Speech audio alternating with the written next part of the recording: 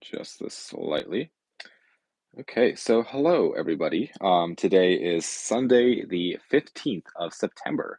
Welcome to another live stream. If you are brand new to this channel, welcome to the channel for the first time. And if you are returning, welcome back. Um, so if you are new, I should say that these live streams I do pretty much weekly, around 7 o'clock Eastern Standard Time. Um, and yeah, we just kind of talk about movies. I briefly talk about the things that I watched this past week, and we just kind of, chit chat in the comments. So if you are watching, please let me know if everything looks and sounds great. I would appreciate that. So um, yes. So, um, I also should add, if you are watching this on the playback version on YouTube, feel free um, to leave a comment in the comment section, and I will get back to you on that for any topics that are discussed.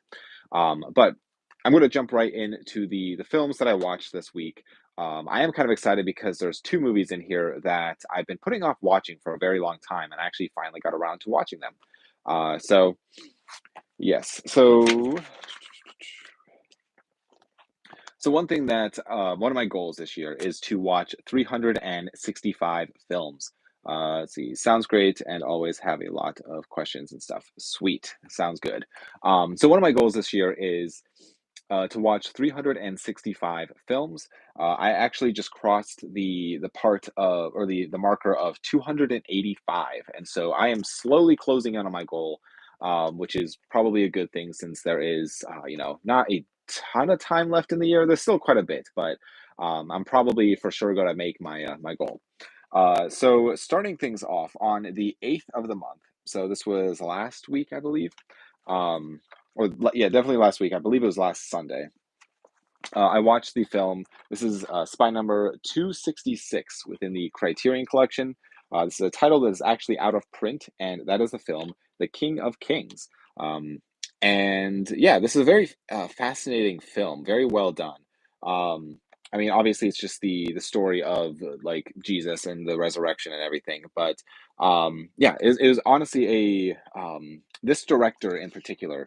He's the same director as the film Cleopatra, and there's something else he made that was pretty big. He was a fairly big director back in the day, but this is a silent black and white film. There's two different versions of the movie on here. There's a 1927 version and a 1928 version. The 1920, I watched the 1927 version, the Ten Commandments. Yes, that's the other one he made. Um, and I watched the 1927 version of the film, which is 155 minutes. The 1928 version is only 112 minutes, so I don't know if they cut it down for the sake of, I don't know, um, maybe it wasn't selling right at 1927. That's just me speculating, but I did watch the longer version. So yeah, it was pretty good. I really actually enjoyed that one. Um, and as always with Criterion, I just feel like, everything that I've seen so far is just fantastic stuff. So I already had one comment pop up here. Have you seen the movie about the Devil's Little Helper or something? It's about the devil in a Halloween mask, and some little kid becomes his helper. I don't know if you have seen it slash heard of it. I have heard of it. I believe Synapse Films actually put it out on Blu-ray, if I'm not mistaken. I do not own it, nor have I seen it. But yeah, Synapse. I believe it's Synapse Film. It's called The Devil's Little Helper. Um, yeah, I don't know. I mean, honestly, that's more information that I knew. Like, I didn't know anything about it. I just knew the title. But yeah. Um, let's see. My heart hurts. My PS4 doesn't play 4K, and I had no idea. I just assumed since everything, graphics wise, everything is 4K on the PS4 Pro. I got, but won't play a 4K disc. Makes no sense. Yeah, I'm trying to think when they switched the consoles over to being able to play 4K discs. Um, Yeah, I know the PS5 can play 4K and the Xbox One can also play 4K. But I don't. Yeah, I used to know more about when I worked at the movie store. I used to know all the different because we sold all the different systems and stuff, and I knew which ones played what, and which ones were backwards compatible. But now I don't know a whole lot about gaming and consoles and stuff like that. But um, so the next movie I watched, I watched this on the 10th of the month, and that is the film Who Saw Her Die. This is put out by Blue Underground. It's from 1972. It's 94 minutes long. Um, yeah, this kind of like a I don't know, it kinda, like, was giving me, let's see, it reminded me, like, almost like a giallo type of film where there's, like, one killer and it's almost like a mystery that they're trying to solve, um, but and not my favorite item that was put out by Blue Underground. I feel like with, Blue Underground, a lot of their stuff for me is, like, hit or miss. Um, I'd say more hits than misses, but, yeah, something like this, I thought it was interesting, but not very rememberable. I'm having a hard time, like, remembering what happened in the film, which that might have been just me with the mood I was in with watching it. But next up, this is a film that I recently just watched. I watched this on the 13th of the month, which was Friday the 13th, which was fun. Which unfortunately, I didn't get around to watching a Friday the 13th movie on the 13th of Friday, which is kind of unfortunate. But this is another criterion. This is spy number 270, and I don't know how you properly say this title in English, so I'm just going to show it here. It's from 1952, and it's 98 minutes, black and white in French with English subtitles. Um, yeah, so the first time I watched this film, and it was honestly so sad. It's such a sad movie, and in many ways you feel like hopeful for the movie, but then it just gets sad. But it was also very, very good. I really, really enjoyed it. The black and white looked fantastic on this. Um, and it's a kind of like a romance type of film. So if that sounds interesting, I would say go check it out. But yeah, 270 or spy number 270 within the Criterion collection. See, before I jump into the other ones, Ezra says, "Yo, sup? Hello, welcome to the live stream." Hey, Kyle. Hello, welcome to the live stream. Just saw the Conjuring movies. Have you seen all three of them? Um, and are you even remotely excited for part four next year? First one is a classic. Hold uh, Hold Up Seconds one was good. I don't remember much, and third, haven't seen it. Yes, I have seen the first two Conjuring films. I've not seen. Well, I should say I've seen most of the third one. Um, I watched the first one. I think it was on Blu-ray or DVD way back when it was first coming out. And then I saw the second one in theaters, which might have been one of my like least favorite theater experiences. Um, because when I was in the theater, people just kept getting up and like walking around. Like there was a group of teenagers that they just kept getting up and leaving the theater and then coming back in and leaving and coming back in. Eventually, a manager came in and like was just standing by the door. He actually like went up and talked to them and stuff. It was just like very annoying, very distracting from the film. And so yeah, it's probably my least favorite theater experience was Conjuring 2. But and The Conjuring 3 I started watching, but then I kind of lost interest in it. I felt like it was just kind of and I think it was just like I either had to go do something or, something happened. I think I was watching it on streaming service or one of the streaming service. It might have been HBO. Um, but I don't own a copy of Conjuring 3 and I just never got around to finishing it. So I'll probably finish it eventually. Or maybe rewatch the whole thing, but yeah, I'm not really that whole universe of The Conjuring and Annabelle and The Nun and all those movies. I just find them okay. Not my favorite type of horror film. I really liked Conjuring 1 and 2, but uh, yeah, I always get Conjuring, like the first Conjuring and Sinister mixed up. I don't know why. I think maybe it's because they came out kind of close by each other.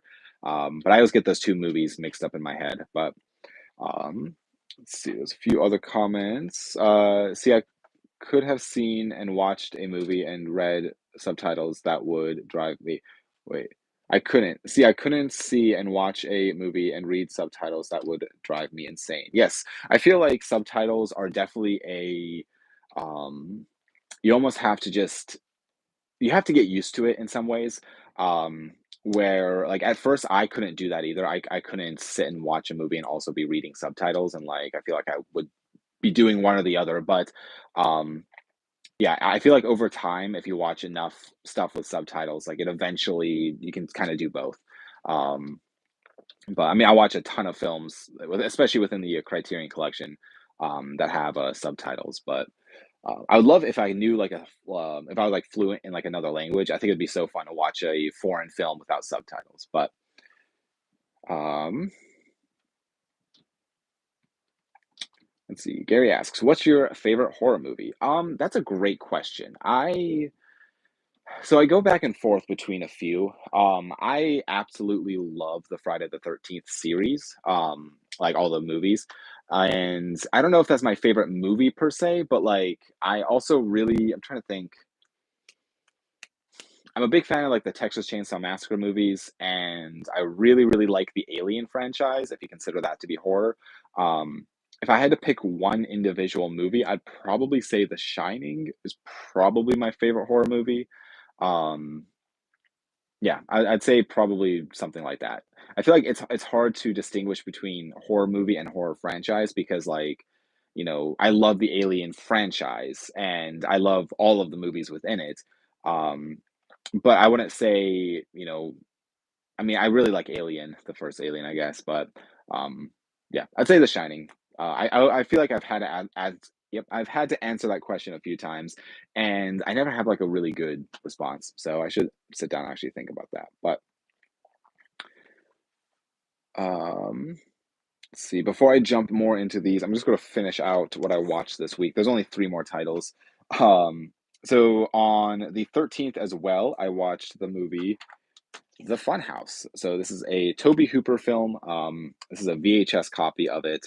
Um, and the I've never seen this before, and I had no idea what it was about. But honestly, it's a fun movie. No pun intended. But it's like it's basically these kids want to stay the night in this haunted or this fun house, and they kind of witness some stuff and bad things happen.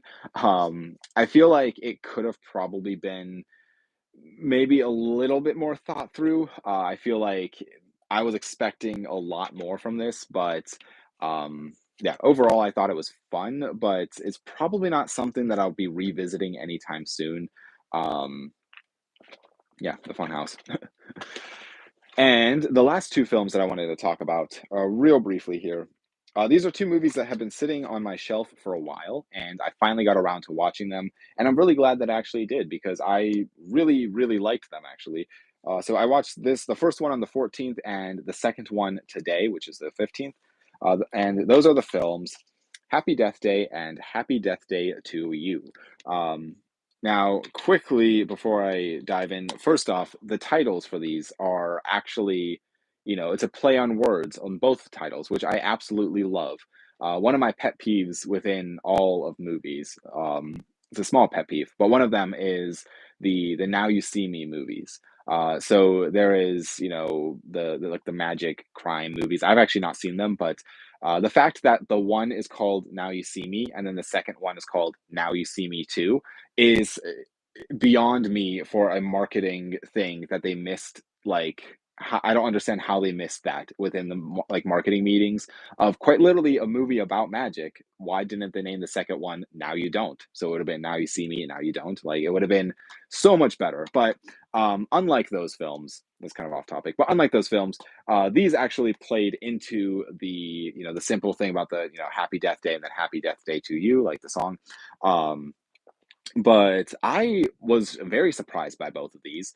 I feel like I don't give PG-13 horror films enough credit sometimes. I feel like I glance over them a lot because it's like, it's just PG-13. It's going to be, the gore is going to be turned down, the violence and whatever. Like, what makes a horror movie? I feel like it's all going to be turned down for a bigger audience. But I really liked these, surprisingly. And it was surprisingly heartfelt for both of them. There was some scenes I was like, this doesn't feel like a horror movie. This feels like, somebody actually, going through something, and it was very surprising. But yeah, especially I don't even know if I would consider this to be a horror film. Um, I would probably say this is more of a like a borderline sci-fi movie. and this one has more horror elements, but this one's definitely, I'd say, it's closer to the sci-fi, kind of like, I don't know, almost comedy in a way. Still, both films were fun. I'd highly recommend checking these out if you have not seen them. It would be a fun double feature to watch them back to back because they do take place back to back, which is fun. So, yeah, that is a happy Death Day and happy Death Day to you. Okay, let me jump back into these comments. See, have you ever watched Diabolique from 1955? I believe that is, yes, yes, this film here. Um, This is fantastic. Yes, I have seen it first off, but it's also just a fantastic film within the Criterion Collection. I cannot recommend this one enough. This is a film from 1955. It's black and white, and it's a French film. Um, but I remember watching this. I mean, this is also spy number 35. So um, it's been a long time since I've seen this, but I really enjoyed this one. So yeah, I feel like I don't want to say anything about this because I feel like it is, if you go into it not knowing anything, it's probably a better experience because there are some twists and turns within it. Um, so, did you follow the Bates Motel TV series? I started to. I watched the first season, and I have not watched anything past that. I think I have the first three seasons on physical media on the other side of the room, but I've not gone around to watching season two yet. I know that I think there was like five seasons, if I'm not mistaken. Um, so maybe someday I'll get around to watching them because I heard good things about the show. Um, I don't know. I haven't checked it out all the way out yet, but I just watched Megan again. It still holds up, and I don't know why I love the movie so much. It was just a hidden gem I found myself, and honestly, the movie has stuck to me more than a new movie normally does. That's awesome. I'm planning on watching Megan for the first time, probably in my 31 Nights of Halloween. And so that's kind of my probably my will be somewhere within there will be the movie Megan. So I'm excited to check it out because I've not seen it yet. Um, I stop at Aliens, the rest are too much. Yeah, I understand that definitely because I feel like with Alien 3 and Alien Resurrection and then Alien Covenant and Prometheus and even Romulus and all those, I feel like they're not for everyone. Um, but I love Alien 3. There's just something about it that I absolutely love. And Alien Resurrection, I feel like with the right like group of people, it is a fun time. Honestly, even by yourself, if you don't take it too seriously, it's just like a fun movie. But if you're looking for something actually scary, I'd say probably look elsewhere. But yeah, I overall, I mean, I think I love the universe of Alien. I love the world building. Um, but do you have a favorite Texas Chainsaw sequel besides the 2003 remake? And my favorite horror is either a Nightmare on Elm Street 1 through 3 or Halloween 4. It's hard to say. Favorite Texas Chainsaw Massacre sequel besides the 2003 remake. I really like Texas Chainsaw Massacre 2. I feel like it's like an interesting sequel. It takes it in like an interesting direction. I need to revisit the series because it has been at least a year since I've watched any of them. Um, but yeah, I really do like Texas Chainsaw Massacre 2. Um, but yeah, I mean the thing is like I mean, Texas Chainsaw Massacre 4 or Next Generation, um, it's pretty bad. I feel like that one, a lot of people didn't like that one, but it's again, I kind of feel like with the right group of people, it's more fun just to like laugh at and like have a good time with. Um, but yeah, I do have a ranking video on this channel from last Halloween where I talk about all of the different, all like my personal ranking of the Texas Chainsaw Massacre films. Um, but I don't remember what I put in what order. Let's see. And also Nightmare on Elm Street 1 through 3 is also, I feel like all three of those are fantastic. And Halloween 4, I feel like it's also kind of an underrated Halloween in some ways. But see, OMG, he watched the Funhouse. I was majorly disappointed. I expected a lot more as well. I thought this was gonna be a hidden gem, but wasn't for me. Yeah, I I feel like it should have been what it should have been. It should have been, a fun house that they go into and then, everything inside just starts attacking them or something. Like, I feel like it should have been kind of closer to maybe like House of a Thousand Corpses or something like that, where it was just more of like all these creative, contraptions and stuff like that. But I just felt like it felt a little flat to me. It also took them forever to actually get into the funhouse. I feel like it was like the buildup was forever. And I felt like there were bits and pieces that were kind of unnecessary within the film, but yeah, I'm kinda glad that I didn't buy it on, like, 4K and I watched it on the for the first time on 4K because I feel like I would have felt like maybe I wasted my money. I had this nice VHS for only $5, which was, kind of fun to experience for the first time because I sat on the floor watching a VHS tape, which was always fun. Um, let's see. Have you seen the new-ish X trilogy? A thing about them, I hear nothing but good things. Um Oh, I don't know a thing about them, and I hear nothing but good things. Yes, I've seen X and I've seen Pearl. I've not seen Maxine yet. X and Pearl, I really enjoyed. I thought they were actually pretty fun. It was just kind of fun to see, like, I don't even know if I would consider them slashers or just like, I don't know, like just it was just kind of fun to see, like, almost like a throwback to old like 80s and or 70s, 80s horror, especially with the first like X movie. But yeah, I am kind of mad that I missed seeing Maxine in theaters. I kind of wish I saw that, but I'll eventually see it whenever it comes out on disc. I'll buy a disc for it. But um, see, Popcorn and Gore Flicks says, "Hey Kyle, hello, welcome to the live stream." Um, see, I love Alien Resurrection for everything it brings. I just hated the wheelchair.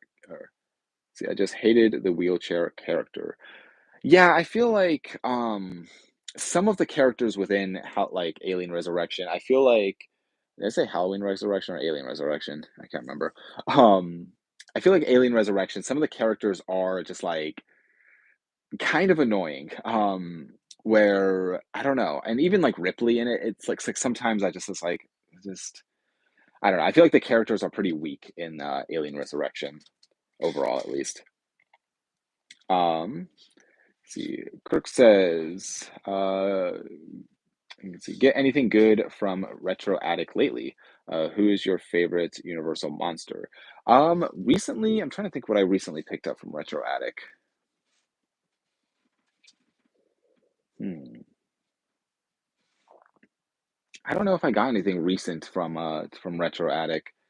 Um, I have been seeing some really cool stuff there. So if you are in the area, I would highly recommend, going there because he's been getting in some fantastic horror recently. So just a ton of cool horror VHS and stuff like that, and some great horror DVDs, honestly too. But I don't know if I'm trying to think what I recently even picked up from there. Um, yeah, but, favorite Universal I think you asked favorite Universal monster. Yeah, probably Frankenstein. That's probably one of my first horror movies I actually saw was Frankenstein, and, I don't know, it's one of those movies that it's always stuck with me. I've probably seen it the most out of all the different Universal monsters. Um, yeah, but it's also just I don't know, it's a fun movie. I just absolutely love it. How about the original Dark Shadows series? I've been watching episodes on YouTube. So I've not actually seen Dark Shadows. The one movie store that I worked at, I remember they had a bunch of the seasons of Dark Shadows, and it took up like a ton of space. But and I was always kind of curious. I was like, should I be buying these? Should I, maybe get into them? But overall, it just doesn't necessarily seem like a series that I would be interested in. I also have, to be fair, I've not given it a chance at all. So I feel like I feel like I had like a Dark Shadows movie in here somewhere. Um, Maybe I didn't. Yeah.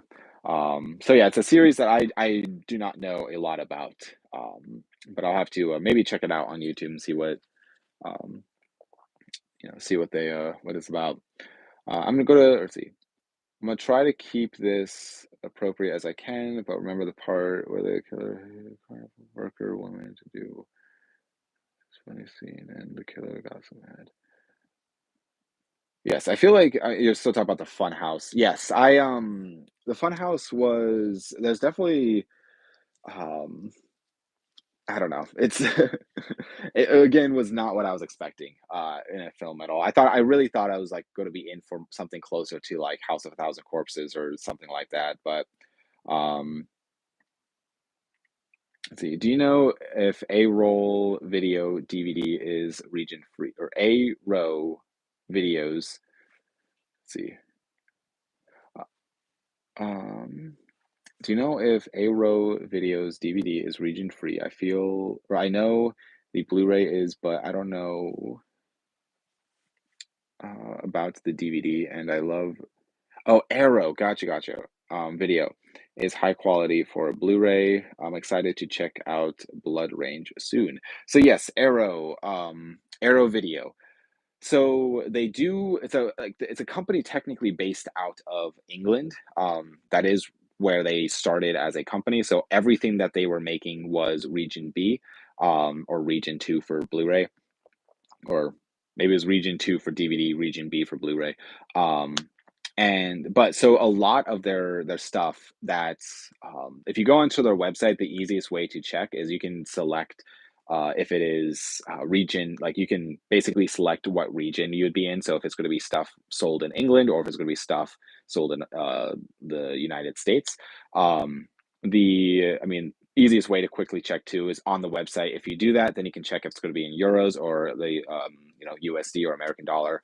Um, and that would kind of tell you if it's going to be in region A or B.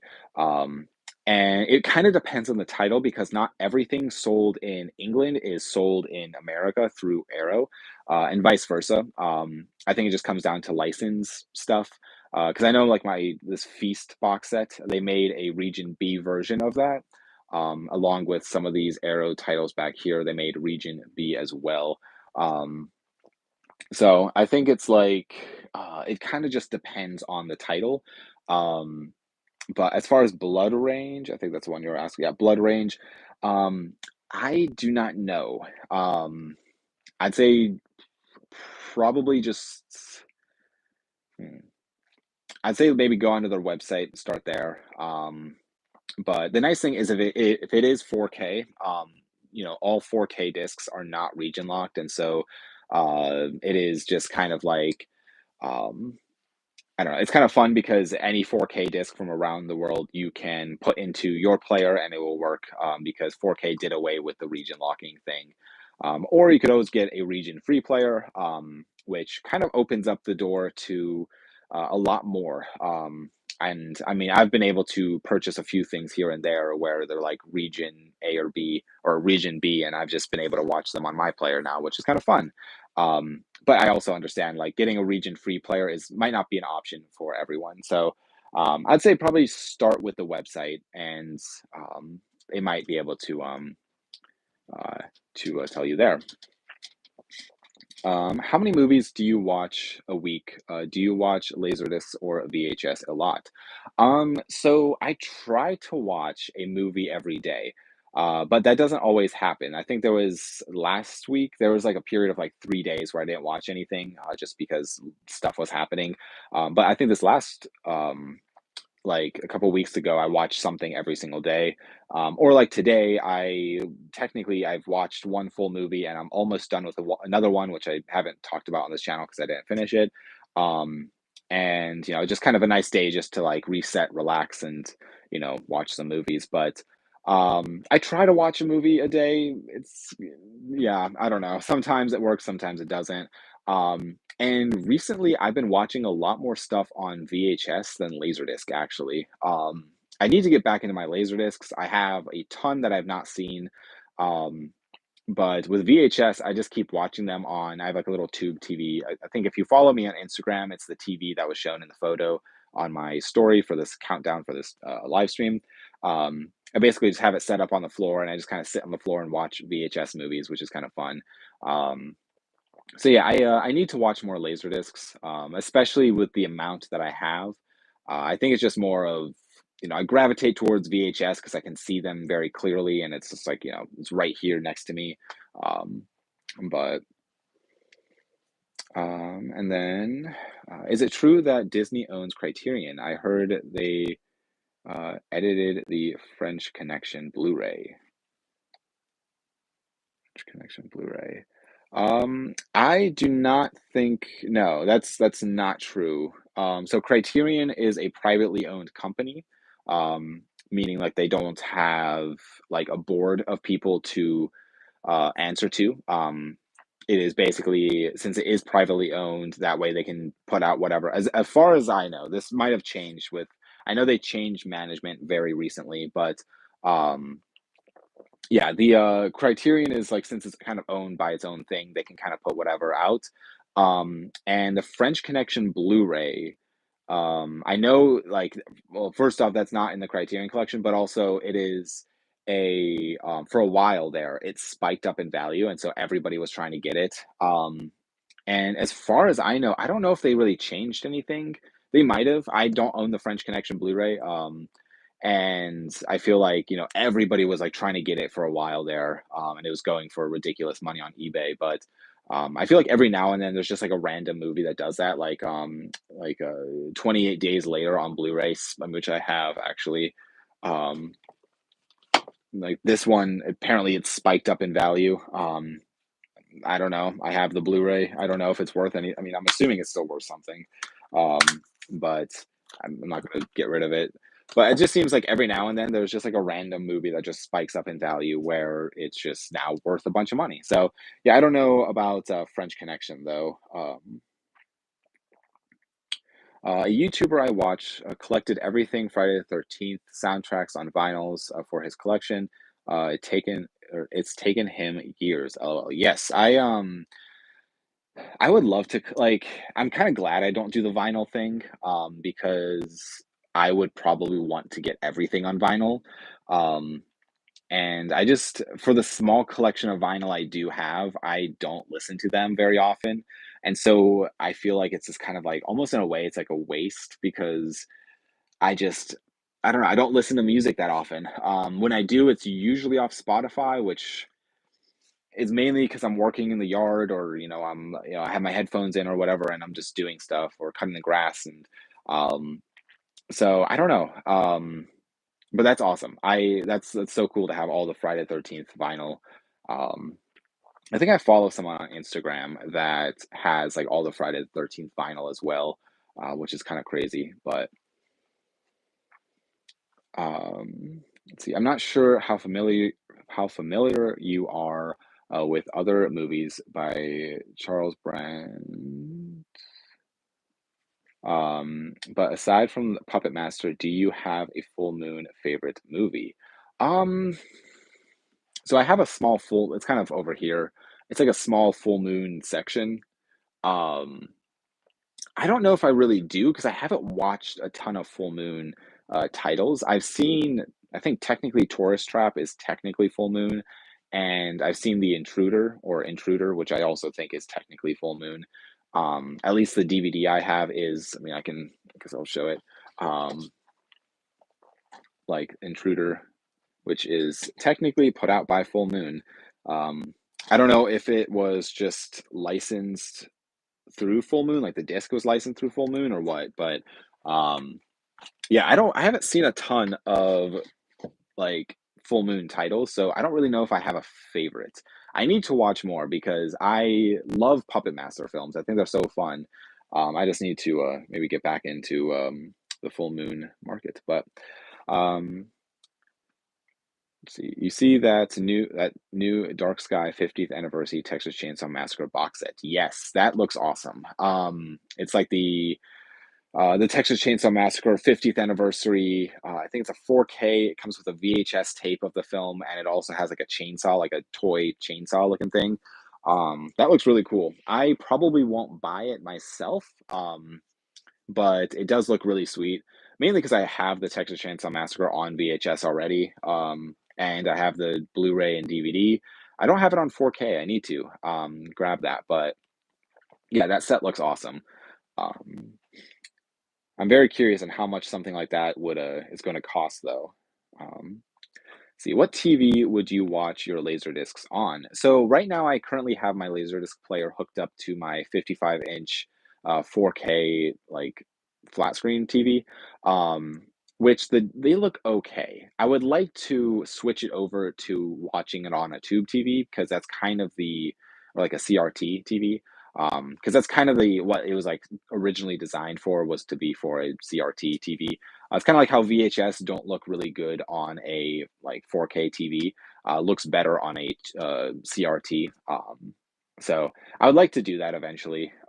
Just I don't know. It's like pretty much it's all wired in and everything's all set up already. So it takes some time to do that. But um, yeah, I will say that the laser discs don't look terrible though on a 4K TV. I mean, it's not the greatest, but they don't look terrible.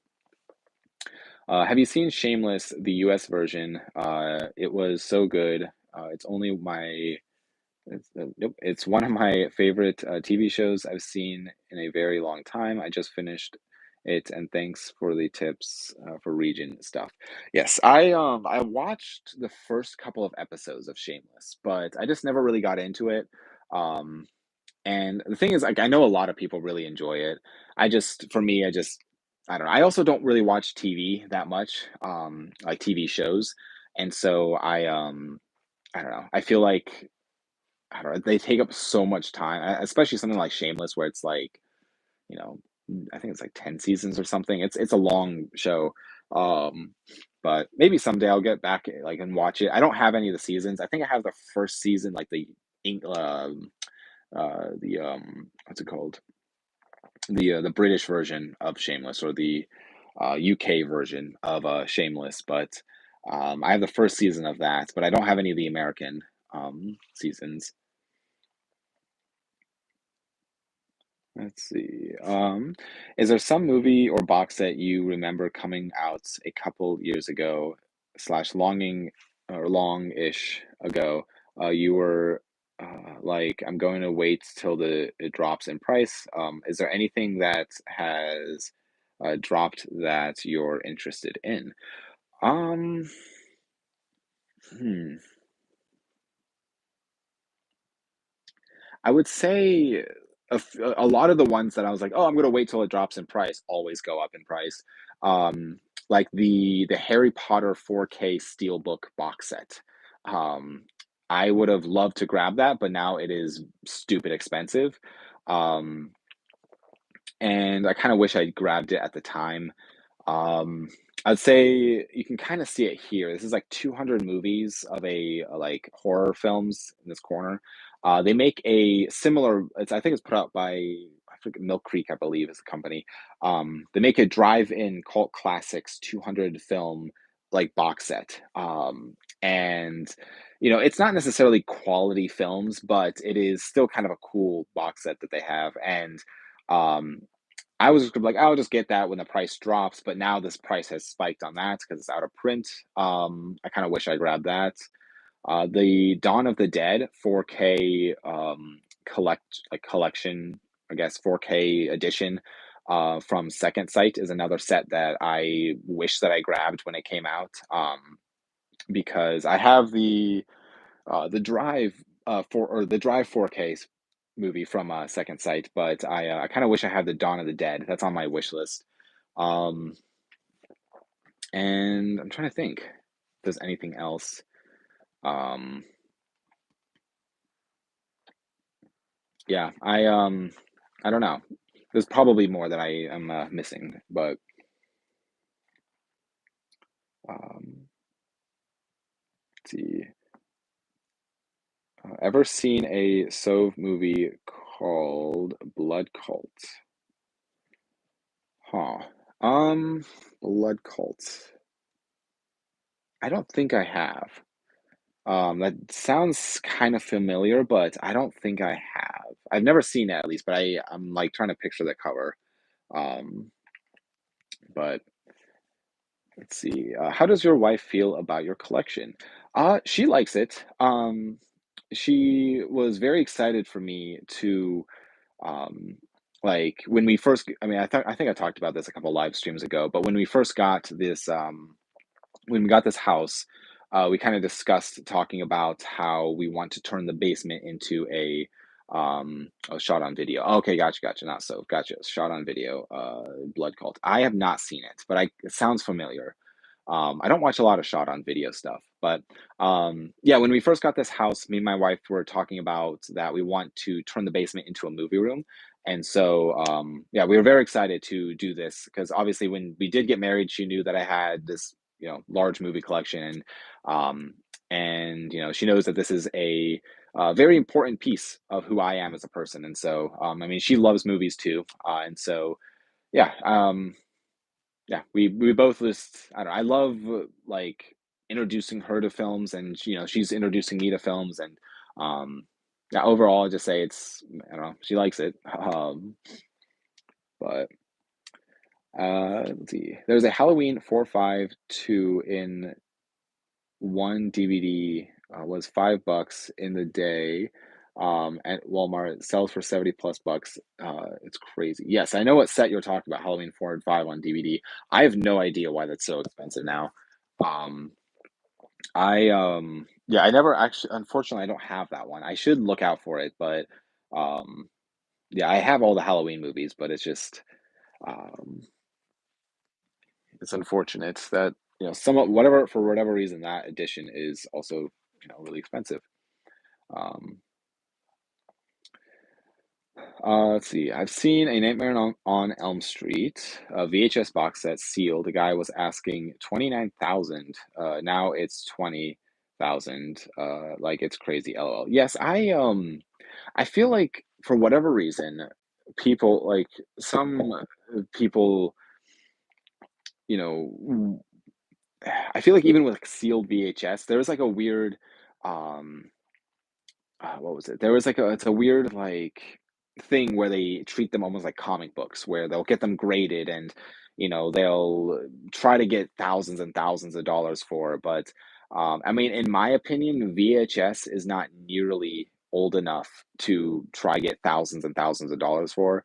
I'd say it really, really, really depends on the title. I mean, I've paid I don't know, 40, 50 bucks for a VHS before, but there are some VHS like that are extremely rare.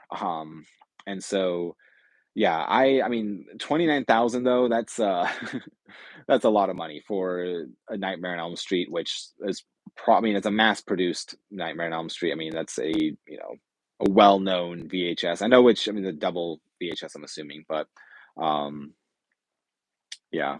So I feel like when it comes to VHS, I'd say 99% of them are not worth anything crazy. I mean, horror is really the only genre where they might be worth something just for collectability sake. But what movie do you plan on watching next? So I was planning today, I was kind of doing like a horror movie, Criterion film, and then probably one more horror movie tonight. Again, it was kind of my off day. I was just it's nice because I was like able just to, relax and reset a little bit. And so I started the day off with Happy Death Day. I started watching a Criterion film, which um, I'll discuss in the next live stream. And I don't know which horror movie I should watch next. Yeah, I'll have to think about that. I always spend way too much time trying to decide what to watch, instead of just watching stuff. But maybe what I should do is I should do like I don't know, some kind of thing where you guys pick what movie I watch next because um, yeah, sometimes it's a lot trying to decide on what movie to watch. Have you seen Poor Things 2023? No, but I really want to. I I'm just kind of like I'll eventually buy the Blu-ray or 4K or whatever is out there. But it looks very interesting, and I'm very curious on it.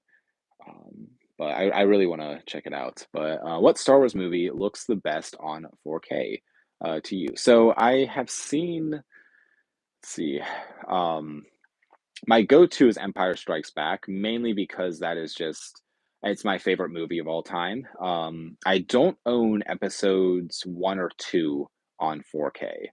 Um, I mean, episode three looks great. I'm not even going to count the sequel trilogy. I'd say episode five. I mean, I don't know if I've actually gotten a chance to sit down and watch episodes four and six yet on 4K, but I've definitely watched episode three and I've watched episode five on 4K. Um, so I'd say episode five. But do you buy mainly Region B movies? Just got my Region Free player. So I mainly buy Region A. Living in America, I feel like that's just the most common thing that I come across.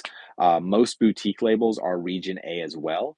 But aside from a few that are from like Australia or from there's like some stuff from the UK.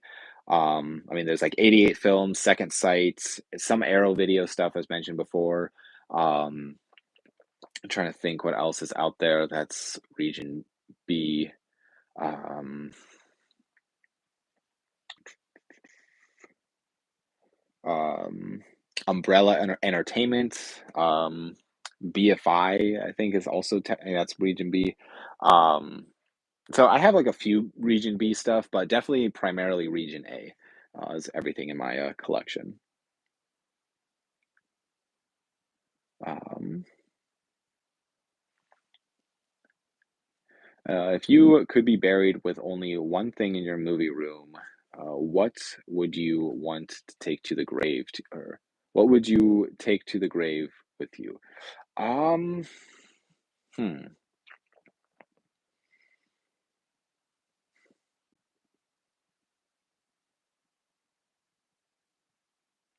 I would honestly say probably one of my earliest VHS.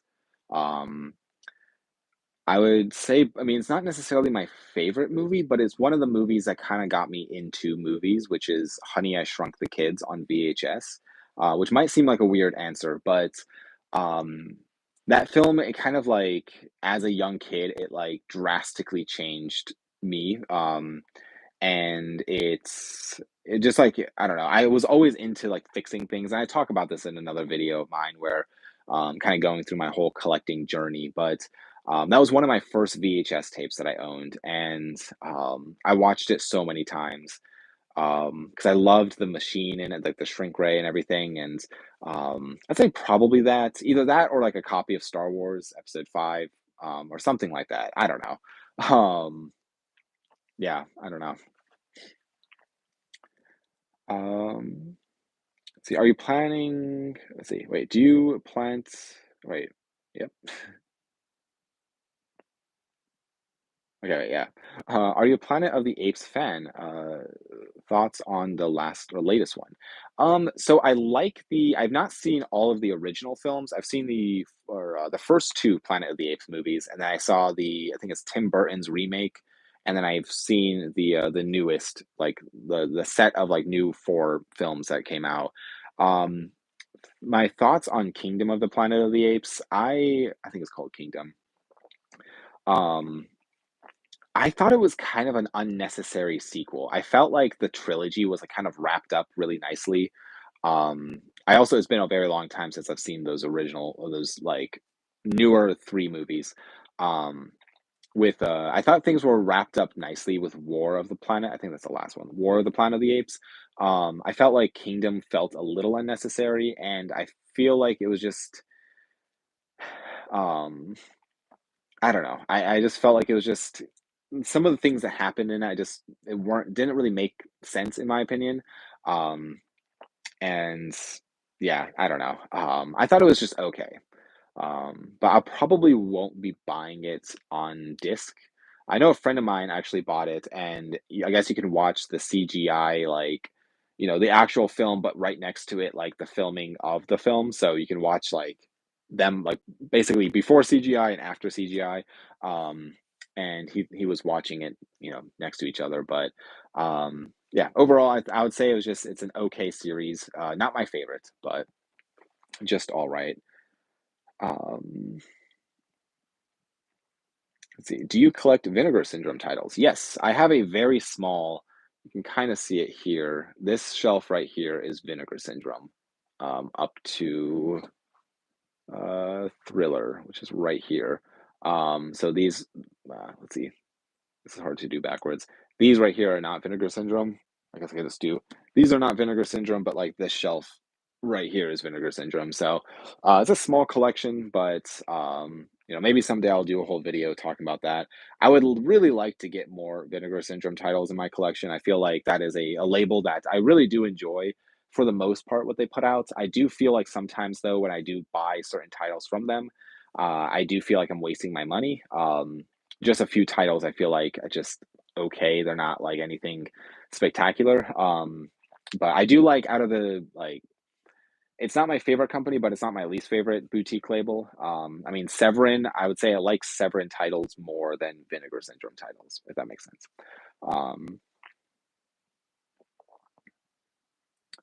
Um, Star Wars is another franchise where I stop at the first three films. Yeah, I understand that too. There's like episode the prequels, like I personally grew up with the prequels, so like I have a soft spot for them, especially the third movie. I feel like that third movie came out right when I was like at the height of my love for Star Wars, and so there was just every single piece of merchandise you could possibly think of I wanted.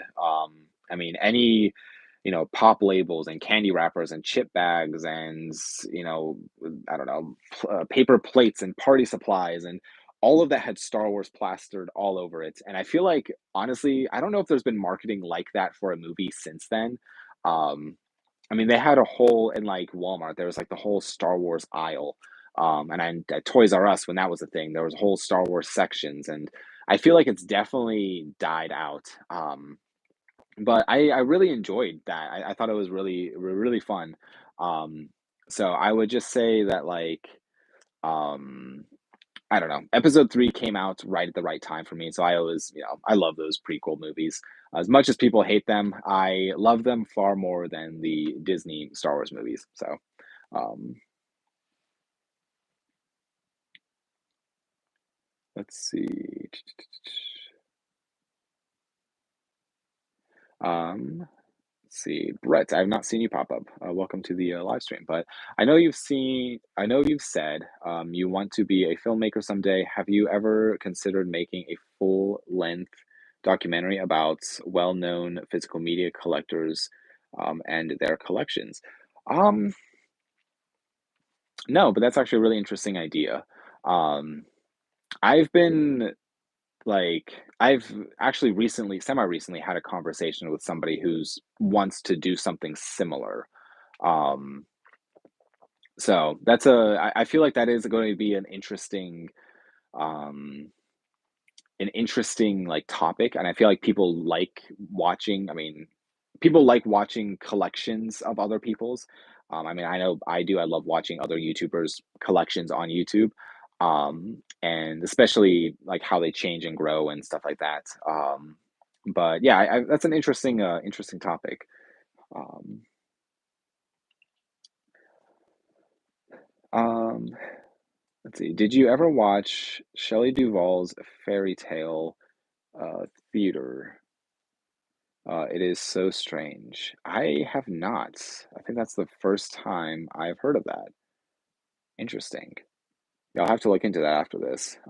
Sounds interesting, but um,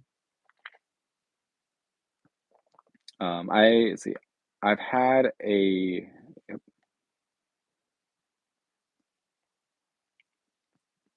let's see. I've had to have an a over the phone conversation, but Tom's Spider-Man 4 sounds like it's going to be a multiverse movie.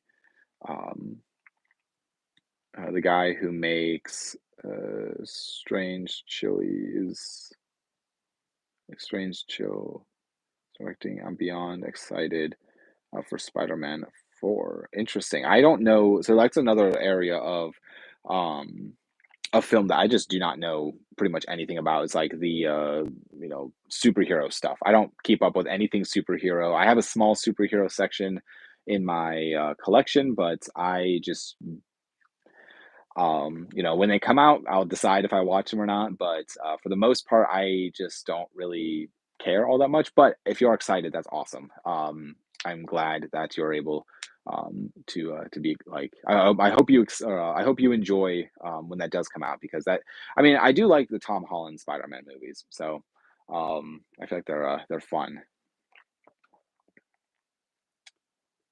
Let's see.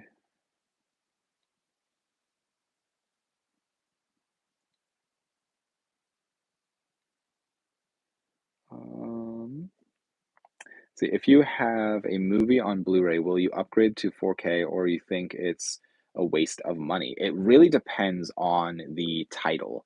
I'd say for the most part, I don't upgrade. Um, and like I still buy, I mean, even now I still buy like VHS, depending on the title. But um, and it depend like so certain things like within the Criterion collection, there is some titles that were only released on DVD, but then randomly get a Blu-ray or 4K upgrade. Um, and which I think is fun because that means they're going back and doing restoration work. And for instance, like Scream Factory, I know, which is kind of this top shelf here behind me, I guess. Yeah. Um, there's a few titles in there that they will, release on um like Blu-ray, and then like a couple years later they'll release onto 4K. Personally, I just don't. I think Blu-ray still looks fantastic. I honestly think DVD still looks good. I try not to get too caught up in the quality of like the presentation of the film. I would rather just watch the film. Um, and it's very easy to do because it's very, very easy just to fall into the hole of, wanting the latest format of disc. But overall, I would say probably not. I don't really keep up too much um, with upgrading from one format to another. But I'm gonna grab a sip of water because my throat is really dry.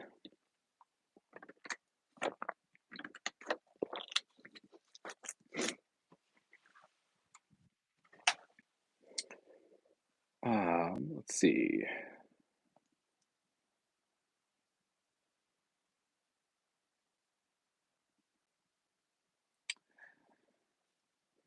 See, I saw the old DVD store manager. My local store closed in 2022. He was so upset and genuinely scared about the store. He approached movies. He appreciated movies. He was there from 1989 to 2022. I felt for the guy. He was super nice. Yeah, I always tell my wife. I feel like I was born too late for two jobs. The job of like being a film projectionist at a theater, so like the people who actually have to put the film in the projector, but also being like working at a rental store. Um, and I mean, I got similar experience with working at a movie store, but where they sold stuff, but it was still like not the same. I wish that I was born just like a little earlier where I could have worked at a movie theater as a projectionist or as a rental store clerk. But yeah, I wish rental stores would come back. I feel like there's like a desire by people to do that because streaming services at this point they're kind of like you know I feel like with streaming services, they're just kind of being able to charge whatever, and the prices just keep going up, and stuff is not like they're not a profitable like system. And so there are certain things that just disappear off streaming services. But I do think people want the rental store experience, but just maybe not willing to put in the effort to like drive to a store to get movies. I mean, they would rather take convenience over, you know, the selection of what a rental store could have, or even the personal recommendations of what a rental store clerk could give. And so, unfortunately, in our society, convenience is just kind of, you know, like it's taken away a lot of things. But and a projectionist, I feel like would have been a lot of fun just solely because you get to watch movies all day. And I love film as a art form too, like with actual film. But um, let's see. I'm really far behind in these comments. I apologize. Um, for me, a storyline can end perfectly and be so satisfying that I don't need any more. Yes, I agree with that, with, sequels and stuff. I'm assuming you're talking about the, prequel movies. Yeah, I agree. I feel like if you genuinely, like, loved how a story ends, I would say it's I mean, you're probably not missing much, if you're not watching a sequel, but, um let's see. Did The Shining seriously mess up Shelley Duvall for the rest of her life, since The Shining? I feel like that's a rumor. I don't think that's the case. Um, I know, like I've seen the behind the scenes footage of The Shining and stuff, and Stanley Kubrick was not necessarily a nice guy to Shelley on the set of The Shining, but I don't like if you hear her talk about The Shining after, like, she talks about Kubrick in, like, pretty much, like, just the most respect as a director and just, you know, absolutely loved him, loved what he was able to accomplish. Um, so I don't think, like, Stanley Kubrick, like, messed her up, or even The Shining messed her up. I think just, you know, stuff happens, to somebody, but, um yeah, I personally don't think that The Shining messed her up, but Venom 3 might be a setting up stuff for Spider-Man 4, and I'm so hyped to see what it sets up.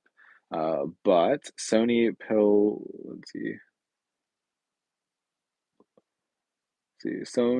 pulls our leg. Let's see, but Sony pull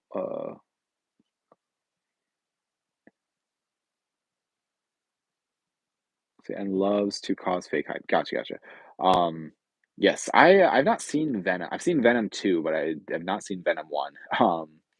But I should watch Venom 1 sometime. But have you seen the documentary called At the Video Store about the history and remaining video stores in the US? I think it's Vinegar Syndrome. I have not seen it, but that sounds interesting. I do like a good like video store documentary and stuff like that, but I hate listening to leakers, but a lot of the time they have been right for Spider-Man movies. They got a lot right for No Way Home. Interesting. What's your top three Robert Zemeckis movies? Um, that's a great question. I'd say Back to the Future is definitely probably number one. Um, he's not like my favorite director necessarily. Um, I always debated if I should add him to my director section, but um, yeah, I the only ones that are coming to my brain right now would probably be Back to the Future. I mean, and it's also helps that wearing the shirt, but um, yeah, I can't think of any others. I mean, um, yeah, I don't know. I'm just gonna say Back to the Future 1, 2, and 3 for now. I'm probably after this live stream, I'm gonna think of 4 or 5 other films that I should have said instead. But Be Kind Rewind. Yes, I need to actually watch Be Kind Rewind. I've owned it for years. It's been sitting on my shelf. I just need to sit down and watch it. I know what I kind of know the basic plot of it, but um, I know it's also just like the saying from rental stores too. But um, Mr. Frost is a good Jeff Goldblum horror film. Mr. Frost. Mr. Frost. I don't think I've seen that one. Um,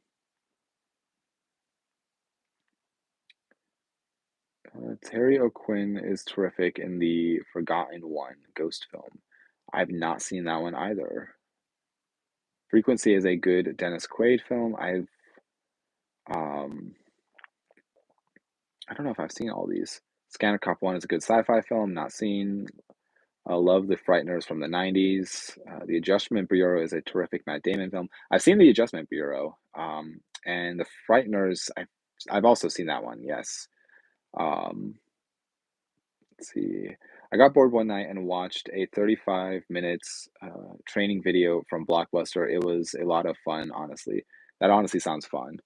Um, I yeah, I feel like all those old training videos would be that would be something really cool to have in a collection. It would be like a VHS training video from Blockbuster or something. I don't even know if that exists or if that's like was like only like a although it would have been the '80s, so I guess computers really wouldn't like the internet really wouldn't have been a thing. So I'm sure it exists out there somewhere as a training VHS video for Blockbuster. But um, it's like Darkman with Liam Neeson from Sam Raimi is magnificent. I've not actually seen the Darkman films. I need to. Um, do you have any Blockbuster memorabilia? I got a few uh, cases and a DVD flyer I found in a movie and just put it in the DVD I was buying. Let's see, I'm trying to think if I have one Blockbuster catalog, um, where it was like what movies are going to be coming to the store. And I have some like Blockbuster Kate like DVD cases around. I have no idea where or what films they're in. I'm trying to think if I have any right off the top of my head. Um, yeah, I have a few of those around in the movie room. Um, and then I don't know if the closest thing I have is like Family Video. I have some Family Video rental shelves and some Family Video like signs that were like would be used on the rental shelves. Um, Actually on Facebook Marketplace, I just saw there's someone selling like a Blockbuster gumball machine for like 450 bucks. I thought it was pretty cool. But yeah, I kind of I'm kicking myself because I wish that I bought one of the Family Video like it's like a little director's chair that they were selling. And I kind of wish I was able to grab one when Family Video was going out because it says like the logo on it and um I don't know. I maybe someday I should just open up a rental store and it might do well, probably won't, but I don't know. I feel like a lot of that stuff is it's like all coming back now, but um let's see. The Wrath with in 1986 with Charlie Sheen is a mix of Mad Max, The Crow, and Fast and Furious. Um, yes, I think I have that movie actually. Yes, I do have that movie. I've not watched it yet. But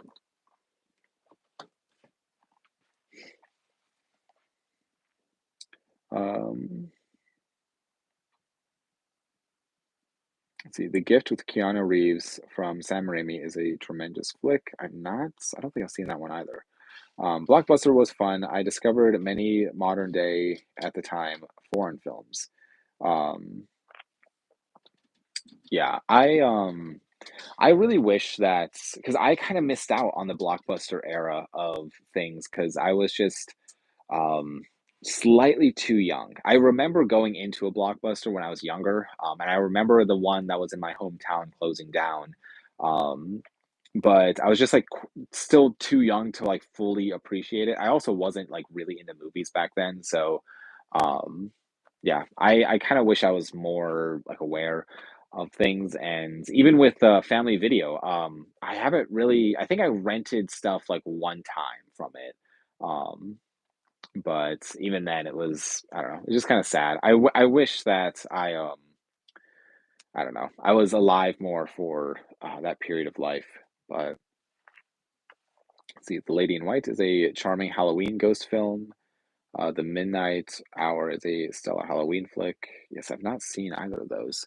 If Halloween 1978 doesn't come out, would Black Christmas be a lot bigger and have room to shine. Um, I always hear Halloween overshadows Black Christmas.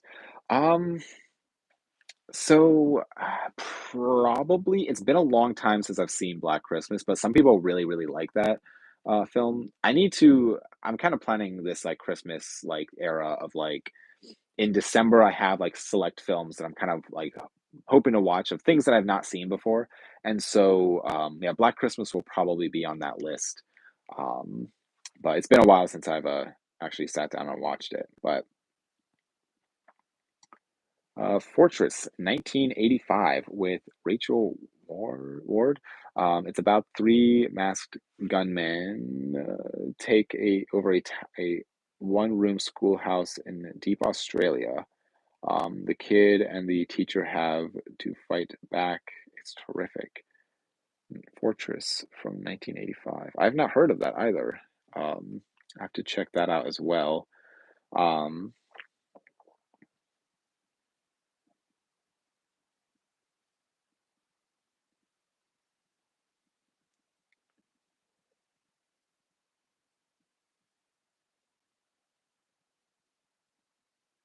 let's see.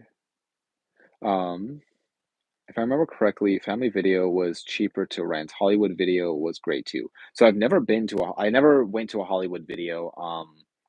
And Family Video at the end of it, it was like a dollar, like for the weekend or something. It was like a dollar for like 5 nights or something really cheap like that. I'm like, I don't understand how they stayed in business, but what was cool is like they stayed in business up until like 2020 basically. They shut down. I think it was like in 2020 is when they shut down. Um, so it's like they pretty much made it so like pretty far, which is kind of fun because it's like I don't know, they were around for so long. But I remember just going in there, even when the stores weren't closing, and just like walking around, like walking through the aisles and stuff. And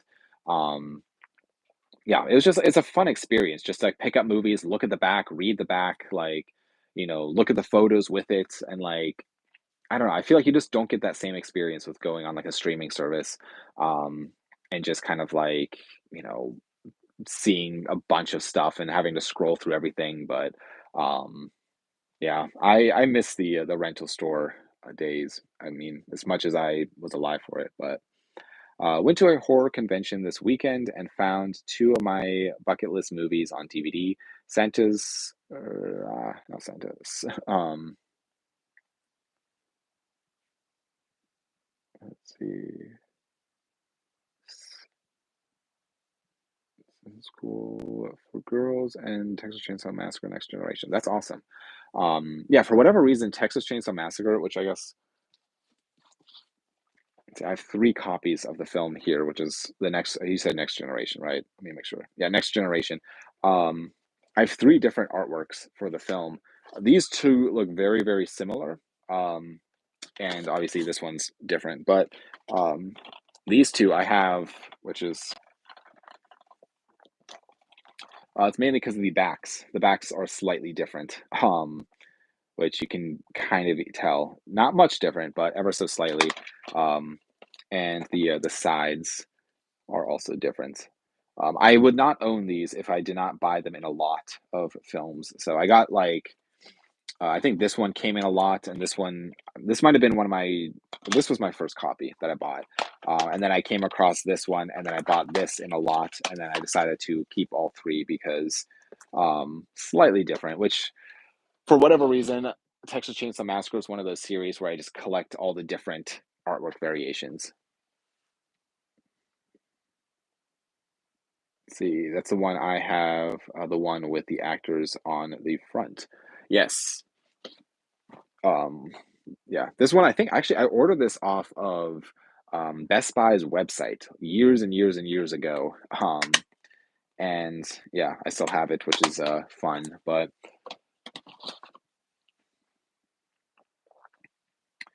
let's go back. No Escape with Ryan is the sci-fi island. Okay, let's see. Retro Attic has a family video director's chair for sale. Yes, I so actually I asked him and he said it's not for sale.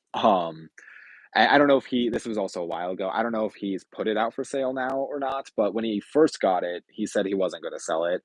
It's more for like the look of everything. But yeah, he has that. He has the director's chair, and he had a family video clock, but I passed up on the clock, which maybe should have got, but unfortunately somebody else grabbed it. But it's really cool stuff. Um, is there a movie or franchise you just or hate talking about? Um, I don't think so. I don't think there's any films that I hate talking about. Um, yeah, I don't think there is. Um, let's see.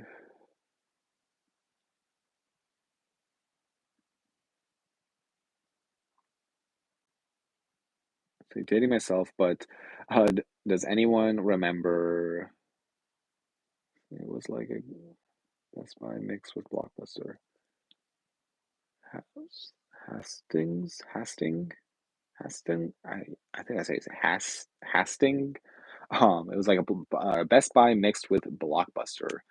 Um, I definitely don't remember it, but that sounds fun. See, there's one. Let's see. Oh yeah, you're talking about the. Let's see, that's the one I have with the actors on the front. You're talking about the Texas Chainsaw Massacre. Um, let's see, The People Under the Stairs and Don't Breathe make for a good double feature. Um, I've not seen People Under the Stairs. I need to check that out. But um, are there any films you love but don't ever need to see again? Um, hmm. I'd say a lot of the Criterion films are probably movies that I would probably put into that category. Or a lot of the Best Picture winners. So just films that have won Best Picture over the years. Um, and not necessarily that I don't want to see them again, but it's kind of like I'm not going to be gravitating to watch them again anytime soon. Um, I guess like Lawrence of Arabia is fantastic. It's such a beautiful film. But I probably won't be watching it anytime soon. Same thing with Gone with the Wind, mainly because of its length. But I mean, the thing is, like, with Criterion, there's a lot of fantastic films within the, collection, but it's stuff that I'm not going to I have so many things, like, to watch for the first time. I'm not gonna go back and rewatch stuff anytime soon, but I have found that there's times where, like, I would like to go back and watch, like, a specific scene or a specific part of a film where, um, you know, just say for, I don't know, the movie like Haxon, where it's like I might not necessarily go back and rewatch this. This is just example, but I might not go back and like rewatch this over and over. But I might go back and rewatch just a specific scene or listen to a special feature on it or something like that. So I kind of use these as like reference points. Um, but some of the films in the Criterion Collection I've gone back and rewatched a couple times. But um,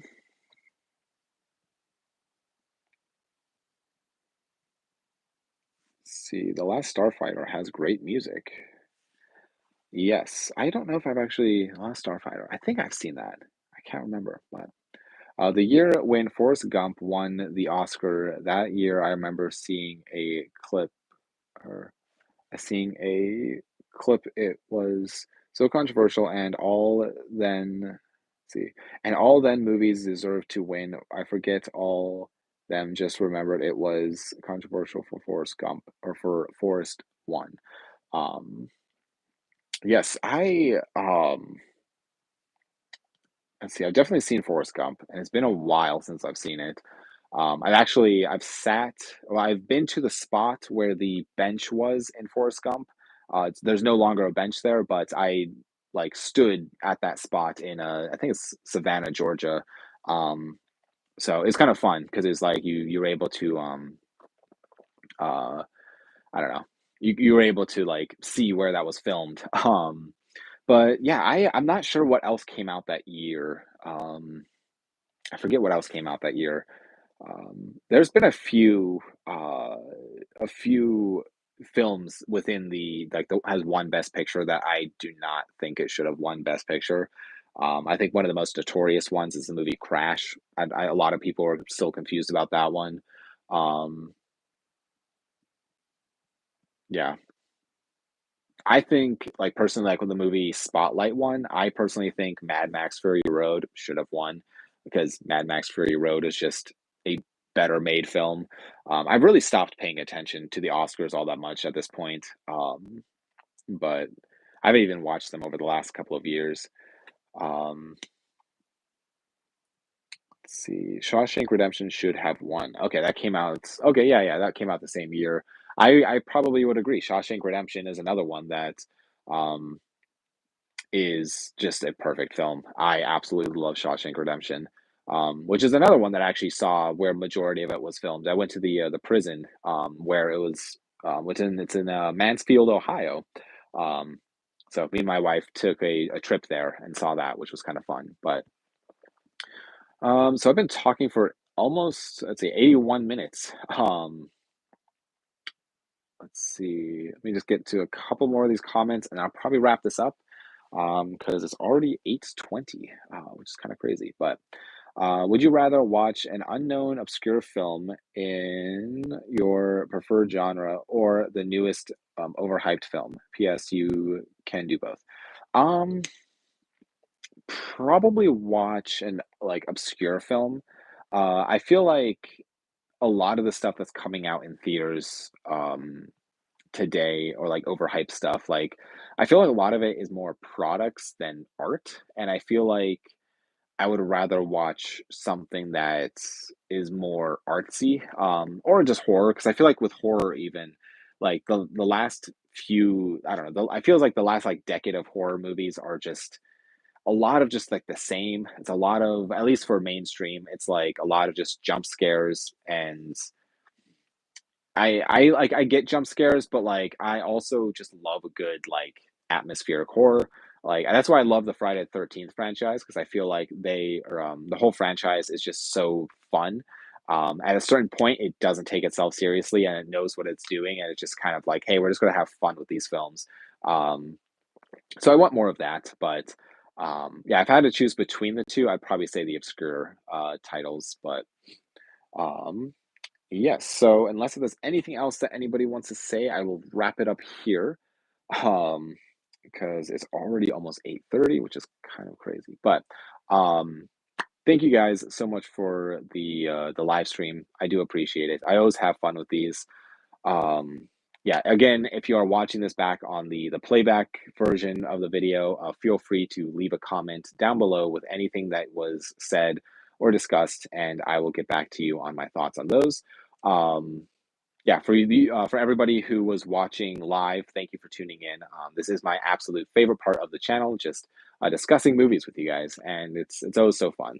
Um, but I hope everybody out there has a fantastic week, and I hope everybody out there is able to, go watch some fun movies. I know summer is kind of like winding down, so it's kind of like, we're getting into the Halloween season, which is my favorite season. I would definitely say, if you enjoy horror movies, now is the time to start watching them. I'm definitely not waiting till Halloween or October to start watching movies like horror movies. I'm just going to start watching them now. But yeah. Anyways, guys, thank you so much for the live stream, and I'll see you guys all in the next video. Take care, guys.